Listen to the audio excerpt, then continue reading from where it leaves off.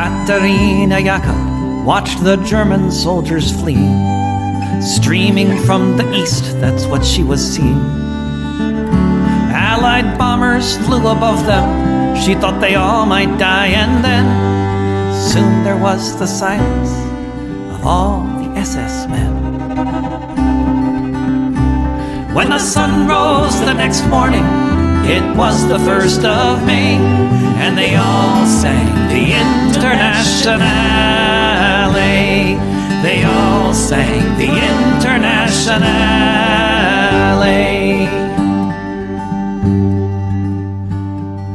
Katerina Jakob saw red flags flapping in the breeze above the Russian tanks, and she fell upon her knees. And so many different voices in so many different tongues sang the most beautiful song that could ever have been sung.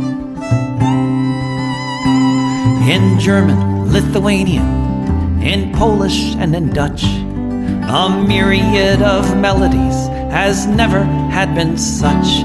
In Russian and in Yiddish, Italian and French, emerging from the forests beneath the trench. When the sun rose the next morning, it was the 1st of May, and they all sang the Internationale. When the sun rose the next morning, it was the 1st of May, and they all sang the Internationale. They all sang the Internationale.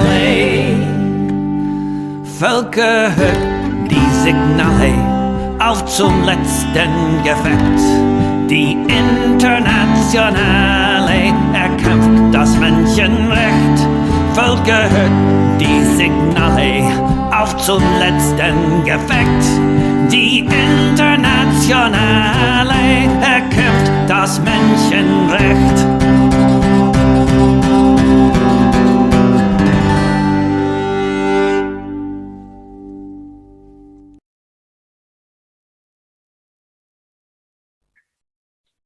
Hello and welcome to Revolutionary Socialist Review with Chris Driscoll and Rainer Shea.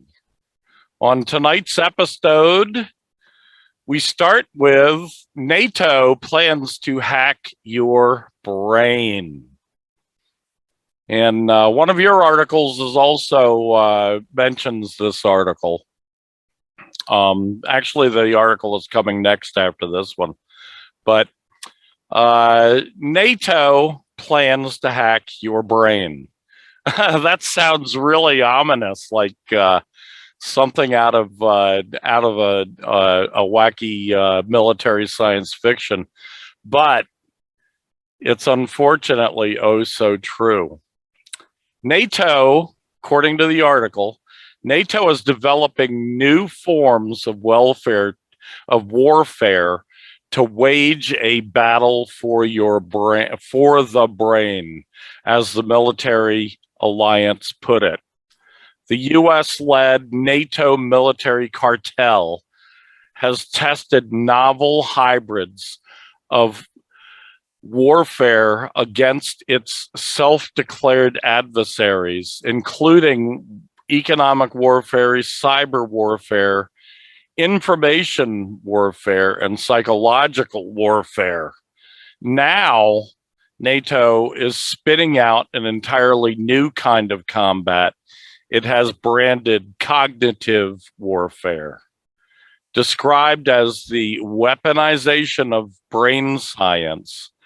The new method involves hacking the individual by exploiting the vulnerabilities of the human brain in order to implement more sophisticated social engineering. Until recently, NATO had divided war into 5 different operational domains: air, land, sea, space, and cyber. But its development of cognitive warfare strategies, but with its development of cognitive warfare strategies, the military alliance is discussing a new 6th level the human domain. A 2020 NATO-sponsored study of this new form of warfare clearly explained, while actions taken in the 5 domains are executed in order to have an effect on the human domain, cognitive warfare's objective is to make everyone a weapon. The brain will be the battlefield of the 21st century, the report stressed. Humans are the contested domain. The future conflicts will likely occur amongst the people digitally first and physically thereafter, in proximity to hubs of political and economic power. While the NATO-backed study insisted that much of its research on cognitive warfare is designed for defensive purposes, it also conceded that the military alliance is developing offensive tactics, stating, "The human is very often the main vulnerability, and it should be acknowledged in order to protect NATO's human capital, but also to be able to benefit from our adversaries' vulnerabilities." In a chilling disclosure, the report said explicitly that the objective of cognitive warfare is to harm societies and not only the military. Why? Oh, are you done? No, not quite. With entire civilian populations in NATO's crosshairs, the report emphasized that Western militaries must work more closely with academia to weaponize social sciences and human sciences and help the alliance develop its cognitive warfare capacities. The study described the phenomena as the militarization of brain science, but it appears clear that NATO's development of cognitive warfare will lead to a militarization of all aspects of human society and psychology, from the most intimate of social relationships to the mind itself. Such all-encompassing militarization of society is reflected in a paranoid tone of the NATO-sponsored report, which warned of an embedded 5th column where everyone, unbeknownst to him or her, is behaving according to the plans of one of our competitors. The study makes it clear that these competitors, purportedly exploiting the consciousness of Western dissidents, are China and Russia. In other words, this document shows that figures in the NATO military cartel increasingly see their own domestic politician as a threat, fearing civilians to be potential Chinese or Russian sleeper cells, dastardly 5th columns that challenge the stability of Western liberal democracies. NATO's development of novel forms of hybrid warfare come at a time when member states' military campaigns are targeting domestic populations on an unprecedented level. The Ottawa Citizen reported this September that the Canadian military's Joint Operations Command took advantage of the COVID-19 panic to wage an information war against its own domestic population, testing out propaganda tactics on Canadian citizens.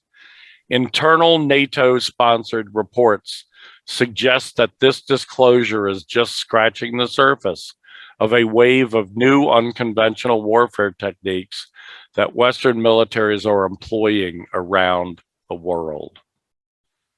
Rainer, what are your thoughts? Why now for this new addition to the fields of warfare on NATO's part? Wouldn't it have made just as much sense for them to have added this psychological dimension this explicit psychological dimension, since it was obviously already there all the way back when NATO was first created. I feel like this is symptomatic of the unprecedented nature of the crisis of capitalism and imperialism right now. We're in a situation where U.S. hegemony is more vulnerable than ever. It's less prominent than ever, and there are all these destabilizing factors within geopolitics, within class politics, within the global economy, within biopolitics, within the climate, that these technocrats clearly see as endangering the future of capital and empire. So this is their reaction to clamp down on the population to the fullest extent that they deem as reasonable within our current context of liberal democracy, because we're not so far at the stage where hundreds of thousands of people with disfavored political beliefs are being rounded up and killed, like was the case in places like Indonesia, Nazi Germany, the Latin American dictatorships. We're not there yet, but the repression is pretty severe in the United States alone, and they're coming at it from this angle of trying to ensure cognitive obedience among the masses at large. And they clearly see people like me, the people who are vocal about voicing dissent, as some of the primary threats. Yeah, there are some other aspects of this as well. Those are all good points. But I think there is something that's changed now, and that is that the science of cognitive control is advanced to the point where now they feel that they can actually control on a mass scale how people think and what they think. The ultimate goal here is obviously, it's unstated in this article, which we'll have a link to underneath this video. But more than that, the ultimate goal is actual brain control on a physical level. Brain control where they actually control each brain. That's the ultimate goal. And that's something that I think these people think that they're pretty close to now. So there's a logic to why they're doing this now as opposed to some other time. They try to blame this on the fact that the Russians are doing the same thing or the Chinese are doing the same thing. But the Russians and Chinese are just simply telling the truth. These imperialists, on the other hand, need this extra added component of warfare because they're not telling the truth, because people can look and see that what they're saying is not the truth. So it's, anyway, those are my thoughts. Next on the list, make everyone a weapon. U.S. empire intensifies propaganda war, by Rainer Shea.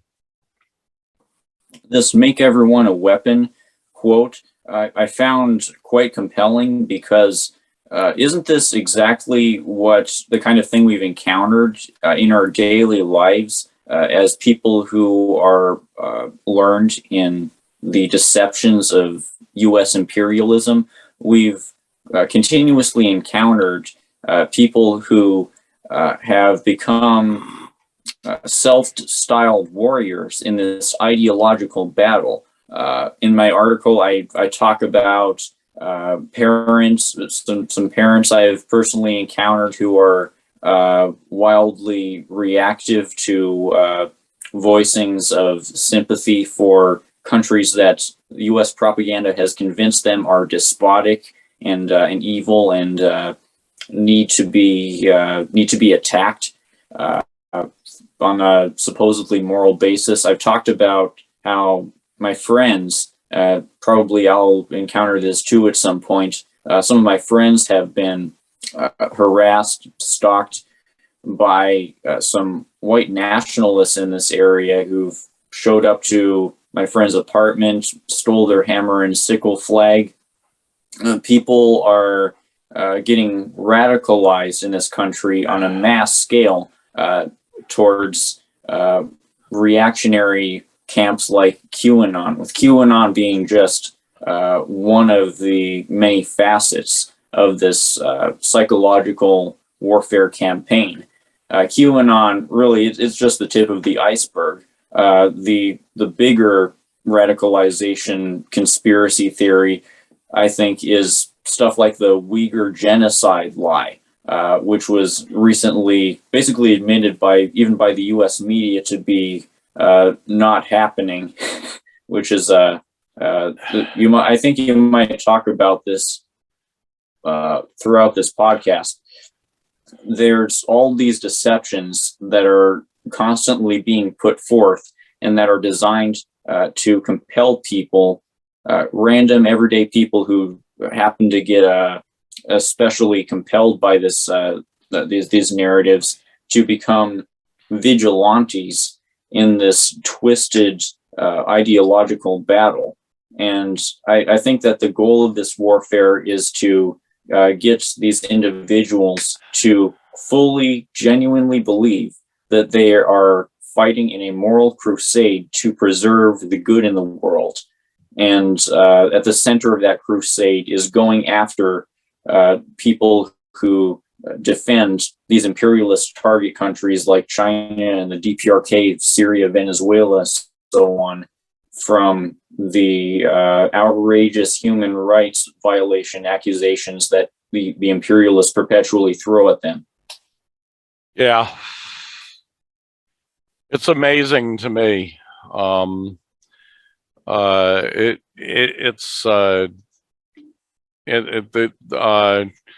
The U.S. empire, its propaganda war on all fronts is it intensifies as the lies increase.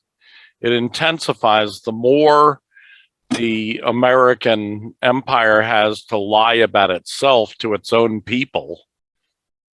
Because, of course, they don't even bother with the rest of the world. The rest of the world knows what the truth is with the U.S. empire. But they lie to their own people, and on the same level, they intensify the propaganda war at home to facilitate the fact that to facilitate creating more loyalties and more belief in the lies as the lies intensify, as the lies grow more outrageous. Next on the list, China says U.S.-China war is imminent. This comes from an article in in the Greenville Post by Eric Zwies. We'll have the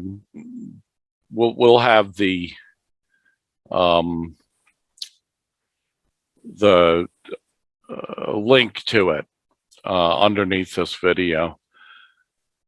China has now publicly announced that unless the United States government will promptly remove from China's Taiwan province the military forces that it recently sent there, China will soon send military forces into that province, because not only did the U.S. secretly send special operations forces into that island, but because since the U.S. has exposed the news through anonymous officials, it has taken a step forward to undermine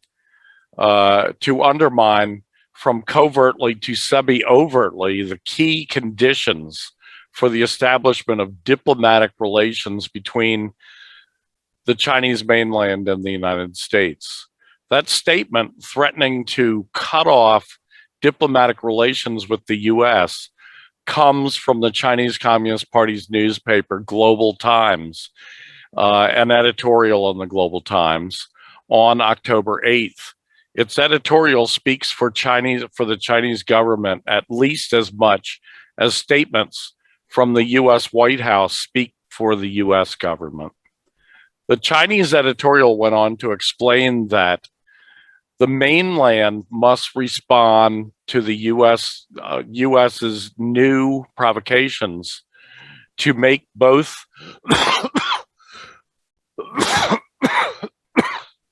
excuse me, to make both Washington and the island of Taiwan fully realize the severity of their collusion. Otherwise, in the next step, U.S. staff may show up in the Taiwan island publicly wearing uniforms, and their number may increase from dozens to hundreds or even more to form a de facto U.S. garrison in the island. In other words, America's special operations forces might be killed when China sends its military forces into Taiwan so as to deal with the insurrection that's now occurring in this province. China is saying that it will be sending those troops and planes into the island before America publicly invades the island, in order to be in a better position to deal with the U.S. invasion if and when it occurs. China is clearly aiming here to avoid there being a de facto U.S. garrison on the island. China, if it is going to kill U.S. troops on that island, wants to be killing only those few special operations forces personnel and not any garrison. It wants to minimize the damage. Quietly, but gradually, the U.S. government in recent years has been giving increasing signs that it will abrogate the one China policy and grant to Taiwan official recognition and an embassy in Washington. For it to do that would contrast blatantly not only against the 28th of February 1972 Shanghai Communique, but against other official U.S. policies. The U.S. regime's support for Taiwan to become an independent country is actually about making America's billionaires even richer.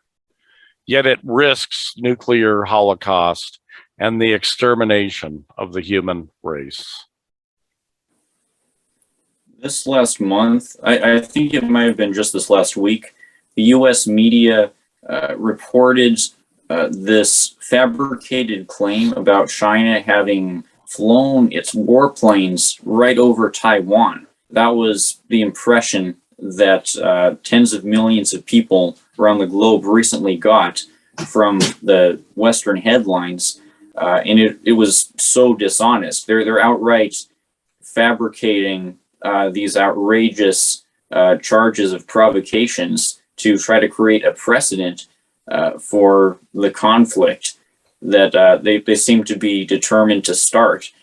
And now that I describe it, I'm starting to think back to stuff like the Gulf of Tonkin incident, stuff like the ship that set off the Spanish-American War. I'm thinking of these infamous false flags in the history of U.S. imperialism, and what recently happened matched with that for the most part. I wonder what sort of hoax they're going to come up with next in regards to Taiwan to try to justify intervening. WMDs. It's exactly like it. It's exactly like the false flag WMD lie. So, next on the list, topic 4. U.S. socialists must back existing socialism and support land back. There are two facets of contention that I view as most prominent within the discourse of Marxists in the United States. These are whether or not we should support existing socialist countries, or rather, whether we should view countries like China as socialist, and whether or not we should support the idea of returning full jurisdiction over the stolen land back to all of the indigenous tribes. And I view the people who oppose these ideas as having inverse follies in their thinking. Some of the main people who object to this idea of socialists supporting existing socialism and viewing China as socialist are the Maoists, who see the contradictions within China as so severe that China to them is viewed as merely another capitalist imperialist power, as this Cold War being merely an inter-imperialist conflict. And then there's the so-called patriotic socialists, the socialists who are patriotic for the United States specifically and like to obnoxiously wave the American flag for some reason. I see the problem of these types as inverse to the Maoists, in that whereas the Maoists see contradictions where they aren't there, the patriotic socialists fail to see contradictions where there are contradictions. I explain in my article, or rather I quote the Marxist Harry Haywood, who observed how the Maoist faction within China had mistakenly painted the Soviet Union as an imperialist power. And they were mistaken because they assigned this imperialistic role to a country that did not fit the criteria for monopoly capitalism that imperialism in the modern age requires. And the same flaw exists in this current narrative that's painting modern China as imperialist. And as for these patriotic socialists, they claim that they don't want land back, they just want land reform. But think of a scenario where their patriotic socialist party gets into power on this continent, and a lot of the indigenous First Nations start rightly demanding all of their stolen land back. What's this organization of theirs going to do? Say no? If they say no, they're just going to perpetuate the contradiction of colonialism. They're going to needlessly deepen the divisions and contradictions within the attempt at building a socialist revolution on this continent, because there's no doubt that a lot of these First Nations are going to try to get all of their land back when given the opportunity, when the U.S. capitalist state is overthrown. And it will be totally counterproductive to actively oppose these nations in their fight to get full self-determination back. Yeah, self-determination, that's the key there. And I mean, that does not necessarily mean land back. But these American patriotic socialists, as you call them, I've run into them.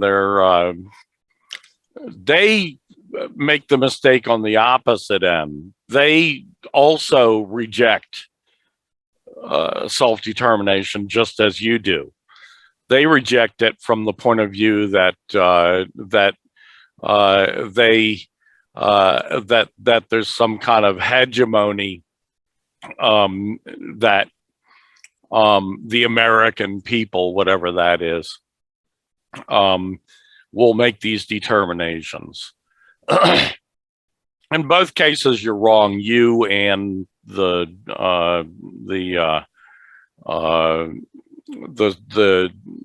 socialist patriots. The key here is self-determination. And that means leaving it to these people to determine this for themselves, not predetermining it. Land back is predetermining it. The people haven't said that in most cases. In some cases they have. And in some cases they have even won in court over it. And when they do, we support them. That's self-determination. It's best to support land back on principle, on principle, and that alone. That's the better option than perpetuating this unfair slanted distribution of territory. I think it's better to support self-determination on principle, because self-determination is a principle. Land back is not. Land back is a strategy or even a tactic that these people may or may not want to implement. That's up to them. That's not up to you or me. That's up to those oppressed nationalities. And we need to have the same goal of self-determination for the Black nation, which has had a lot stolen from it as well. And the Brown nation, which really is Native American. In 90% of them are Native American, but they don't have the consciousness of Native American tribes. They have a national consciousness as one nation, the Brown nation. So there, the whole Southwest, for instance, is filled with Mexicanos and other Chicanos and other Latinos who also deserve self-determination. This is something that has to be worked out on an international basis, but it has to be worked out on a basis of fairness to all of these nationalities that have been robbed over all these years. And the key ticket for a Marxist, from a materialist and dialectical point of view, is self-determination. It could look like the formation of the Jewish Autonomous Oblast in the Soviet Union, where the Jewish nation was able to coordinate with the Soviets in putting together their own sovereign, and this was evidently quite necessary in that climate they were in the 20s, 30s, where anti-Semitism was rising. It seems like a parallel mandate could occur on this continent when it comes to the African nation, potentially within the context of some kind of pan-indigenous confederacy that negotiates with the African nation to create an African autonomous oblast, whatever that might be called. This is I know this is speculation, but it seems pretty plausible when you look at history. Well, I prefer just to think that the self-determination will, they will work it out when it happens. They will. The black people will work it out when it happens. Black people don't live in any one locality. They live all over the country. So how does self-determination work itself out in that kind of situation? Well, there is a black belt in the South. The South is still predominantly more black than any other part of the country. However, it's up to them to think this through. When the time comes, not now, but when the time comes, and democratically, when the time comes, make their determination as to what suffices to serve the self-determination as they determine it then. So I'm really opposed to this idea of you predetermining someone else's self-determination. That is, to me, it's just wrong. I didn't come up with these ideas. They were given to me. By one person or two persons or five persons.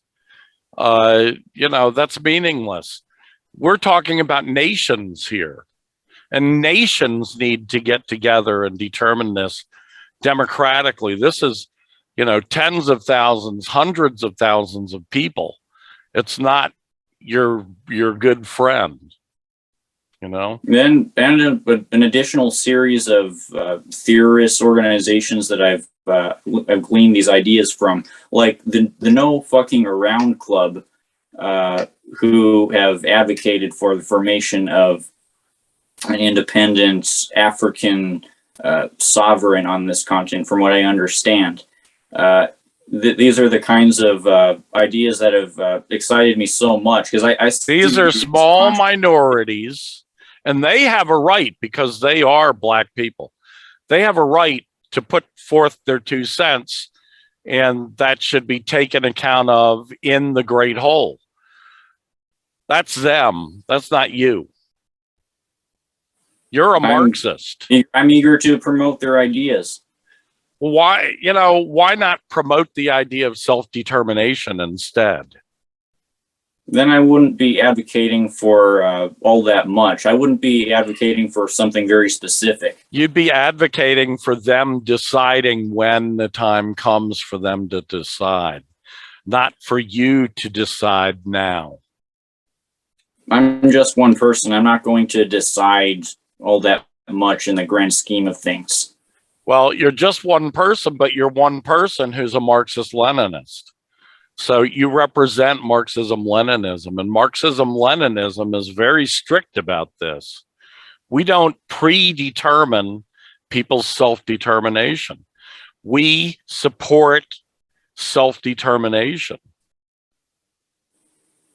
These ideas are what I've been told this self-determination will most likely look like. And if I don't, that's what some people say, but that's not a nation getting together to discuss something. That's individuals who have a particular radical idea getting together to discuss things. They're a small minority. They're not a nation of people getting together to determine their future, their self-determination. So I have an urge to put forth this idea in this kind of specific way, because if I'm vague about it in any way, then these dang chauvinists are going to paint me as somebody who lacks a coherency in my vision. If you saw my recent debate with this that has guy, you may or may not know about him. I don't think he matters that much to you. He shouldn't. He was constantly using the tactic of trying to delegitimize my my repudiation of American patriotism by saying, "Well, what sort of future do you want for this continent?" And I was prompted to do my best to answer what exactly I'm advocating for. And I think he's right in a sense to challenge me on that, because if we don't know what the heck we're advocating for, then why should people listen to us? What we're advocating for is a socialist revolution, and a socialist workers' state. How all these individual nations, these oppressed nationalities, and there are many, many oppressed nationalities in America. There's the brown, the two largest of which are the Black nation and the Brown nation. They deserve the right to determine for themselves. But for us, for Marxist Leninists in general, our program, our vision is for a socialist workers' state. So yeah, people like Has want to take that vision and distort it in a way that that makes there not be enough room for self-determination to take place. And they're constantly trying to pick apart our vision for self-determination, call it utopian, call it anti-materialist, idealistic, by saying that we lack coherent vision. And I hope now you can understand that it's within this context that I've taken on this urge to be as specific as what I think is reasonable when I talk about these kinds of things, because otherwise people are going to paint me as a utopian. What I think is just the opposite. What I think is that you are taking on yourself, predetermining what other people's right to self-determination should be. So it's, to me, it's not a lack of vision or a lack of foresight. It's simply you understanding what your role is and where you stand in all of this. That it's those nationalities. The Soviet Union, prior the Russian empire, prior to the institution of the Soviet Union, there were more than 200 oppressed nations in it. Wow. And all of those nations were given self-determination when the socialist revolution happened. Every single one of them. Poland, for instance, was given self-determination. They decided to go out on their own. Finland as well. Finland and Poland are two examples of nations that decided to go totally on their own. Okay, that's fine. That's what Lenin went for. Ukraine, as another example, decided that because just within Ukraine there were many nationalities, and some of which wanted to go with the Soviet Union, some of which wanted independence. They decided to have a vote on it, basically, and they voted to go with the Soviet Union. Each and every nationality had the right to determine for themselves, not to have Rainer Shea come along years and years in advance and predetermine for them what they wanted, but what they actually wanted. It's a totally different thing. What I want is something that looks exactly like that. Well, that's not what you're saying. What you're saying is land back, land back. Land back means giving them the right to decide what happens to that land. If they decide to incorporate it into a modern equivalent to Soviet Union, that Soviet Union scenario, then so be it. Well, that's my point. Is when you say land back, it just sounds like take the whole continent of North America and turn it back over to whatever it is, 1.5% or 2% of the population. It really sounds kind of it really sounds like something that is not realistic. And the fact of the matter is that most Native Americans understand that that's not realistic. Most Native Americans understand that they will be better off if they come to an accommodation with the entirety of the people that live on this land, the Canadians and Americans and Mexicans and so forth. It's a matter of self-determination. It's not a matter of predetermining what's going to happen. That's my point. Anyway, I feel like this speaks to the central concern of the people who are not so willing to listen to my ideas. They feel like what I'm advocating for is utopian in the sense that it's not realistic.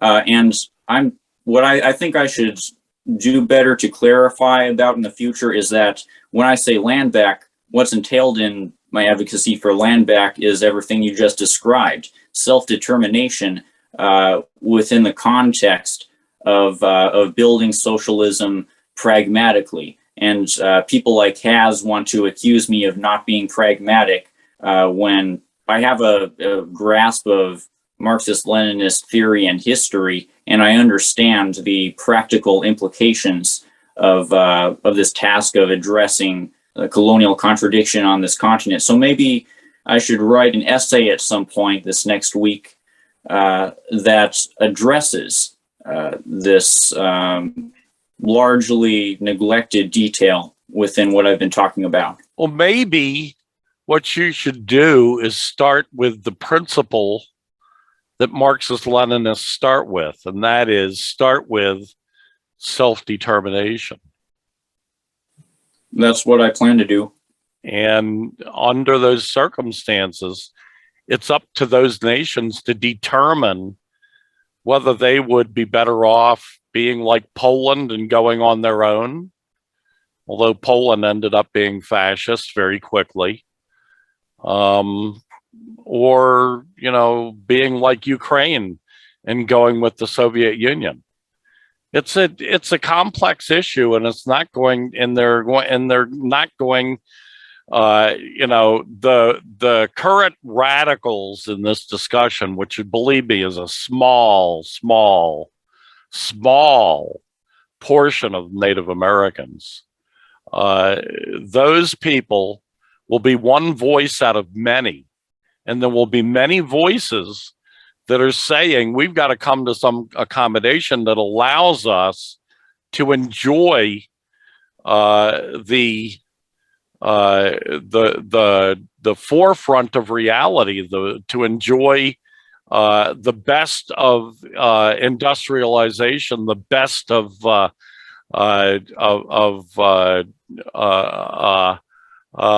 what socialism can bring us. That, I think, ultimately is going to be the conclusion of a lot of those people and of many, many of the nations. How it goes, it doesn't matter to me. It can go any which way. The radicals of today can win the day everywhere.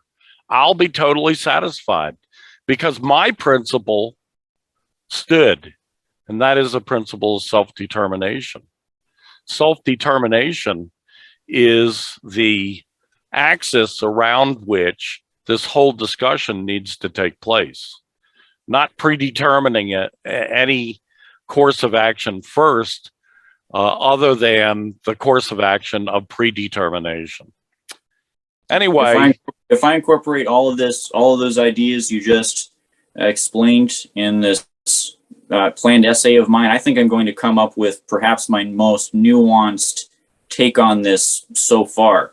I feel like this nuance is what I need to incorporate in order to become a more credible voice within this, because a lot of people see me as credible. Others see me as not credible. I don't care so much about their opinion. But to be truly credible on this, I should incorporate those nuances you've outlined. Okay, great. Next on the list, U.S. writes Belarus into its familiar regime change script.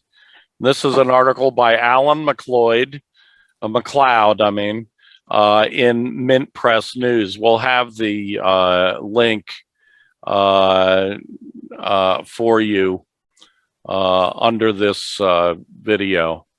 So the article starts by saying that the primary reason the U.S. government opposes the Lukashenko administration is not its authoritarianism. Instead, Lukashenko's steadfast refusal to privatize state assets, join NATO, or open the country up for foreign exploitation are Washington's principal objections. Quietly, the U.S. national security state is turning up the heat on Belarus, hoping that the ex-Soviet country of 9 million will be the next casualty in its regime change agenda. This sentiment was made clear in President Joe Biden's recent speech at the United Nations General Assembly. Biden announced that the U.S. would pursue relentless diplomacy, finding new ways of lifting people up around the world, of renewing and defending democracy. The 46th president was explicit in whom he meant by this. The democratic world is everywhere. It lives in the anti-corruption activists, the human rights defenders, the journalists, the peace protesters on the front lines of this struggle in Belarus, Burma, Syria, Cuba, and Venezuela, he said, putting Belarus first on the list of states in desperate need of change in government. This builds on the back of previous statements the administration has released. In June, a joint announcement by the US, Canada, United Kingdom, and the European Union essentially pronounced the death penalty on Lukashenko's government, in power since 1994. We are committed to support this long suppressed democratic aspirations of the people of Belarus, and we stand together to impose costs on the regime for its blatant disregard of international commitments, they wrote, as they announced new sanctions. Covertly, Washington is taking far more wide-ranging action. The National Endowment for Democracy is spending millions of dollars yearly on Belarus and has 40 active projects inside the state, all with the same goal of throwing Alexander Lukashenko and replacing him with a more US-friendly president. Although not a single individual or organization is named, it is clear from the scant public information it reveals that Washington is focusing on three areas: training activists, civil society organizations in non-violent regime change tactics, funding anti-government media, and bankrolling election monitoring groups. Earlier this year, on a Zoom meeting infiltrated by activists and released to the public, the NED's senior European program officer, Nina Ognyanova,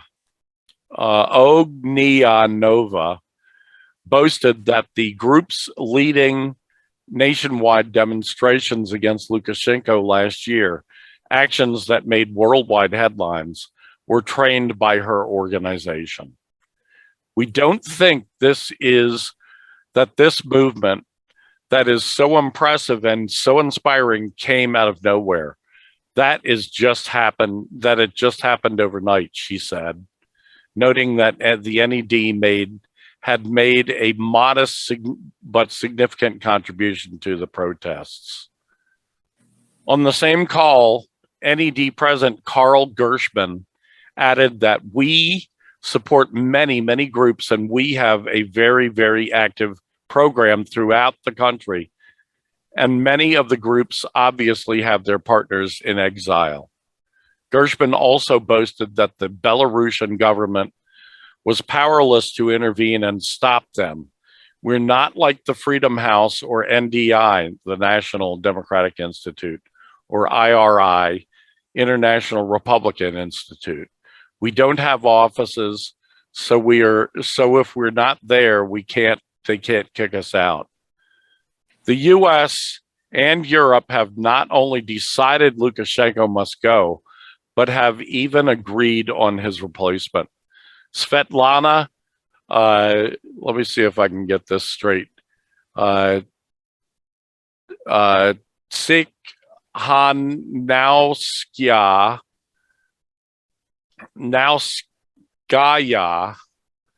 a 39-year-old former schoolteacher and wife of anti-government activist Sergei Tikhanovsky, is the DC establishment's clear candidate of choice.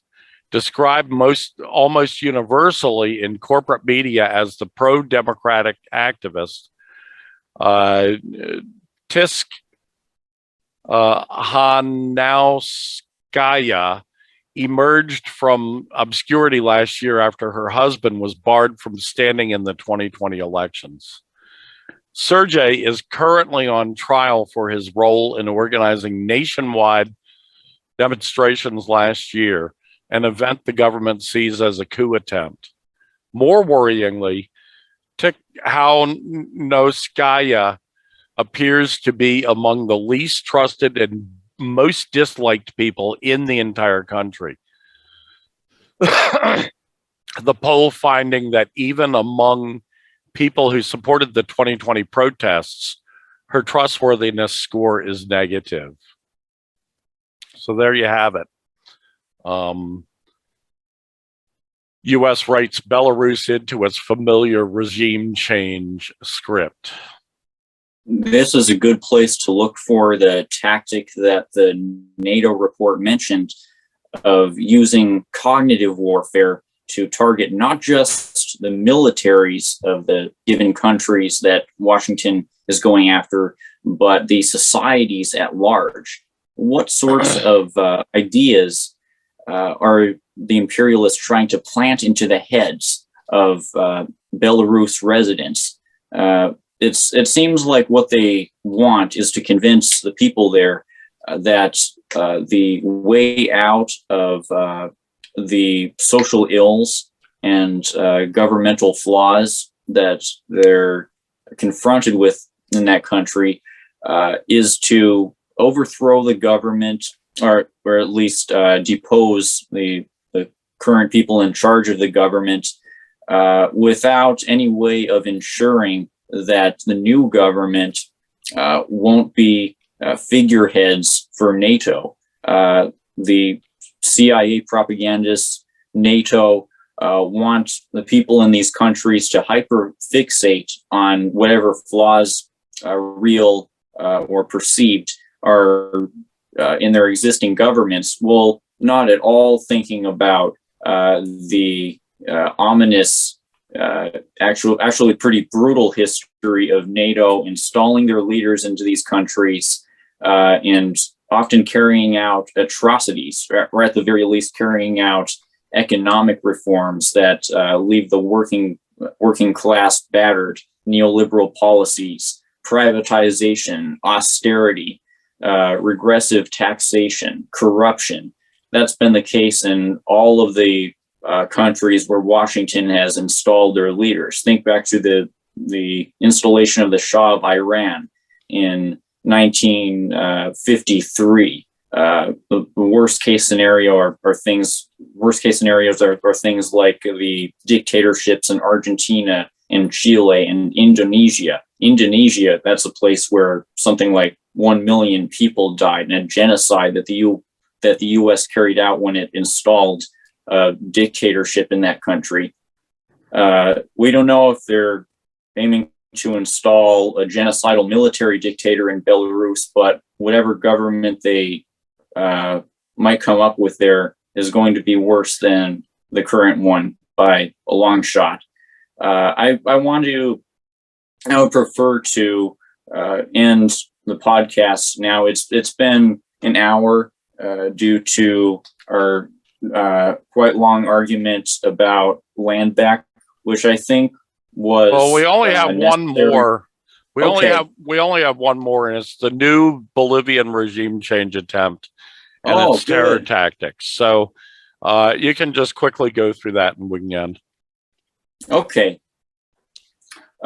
This last week, there were some alarming developments within Bolivia where these right-wing figures, including the mayor of one prominent city within Bolivia, facilitated this series of terrorist attacks and displacements of farmers and the seizing of these resources. It was centered around a coca market where they carried out what you could call a miniature coup within a certain part of Bolivia. They didn't gain all that much power, but they gained some power, and hopefully the Bolivian state will address this. We'll be able to rectify these injustices. It's a ominous situation over there in Bolivia because the state, even though it's socialist, or even though the government is socialist, it's not a socialist state per se, like Cuba is. It's a capitalist state with a socialist government, and that obviously leaves lots of openings for the reactionaries to regain power. And thankfully, there are indications that the socialist the socialist Arce government in Bolivia is on high alert for new coup activity. But 2 years ago, I didn't anticipate that a coup would happen in Bolivia, and then it did. So we need to be on high alert, do what we can to spread awareness for the deceptions that the imperialists are spreading about Bolivia to try to manufacture consent for a new coup. Yes, absolutely. We'll have to keep an eye on that. It's a situation that's dire. As you say, that Bolivia does not have a socialist workers' state. They haven't actually overthrown the capitalist ruling class in Bolivia. They do have a strong socialist government. It's a government that, except for that 1 year where the Bolivian coup happened, they've been in power for what, more than 15 years now, other than that 1 year. So we're going to definitely have to keep an eye on that and continue to support the socialist government there. With that, that comes to brings to an end our broadcast for tonight. We thank all of our viewers, all of our listeners. Also, thank you, Rainer, for the yeoman's contribution that you've made. And please come back again and see us next week when we'll have another episode of RSR. Until then, I bid you a sweet adieu.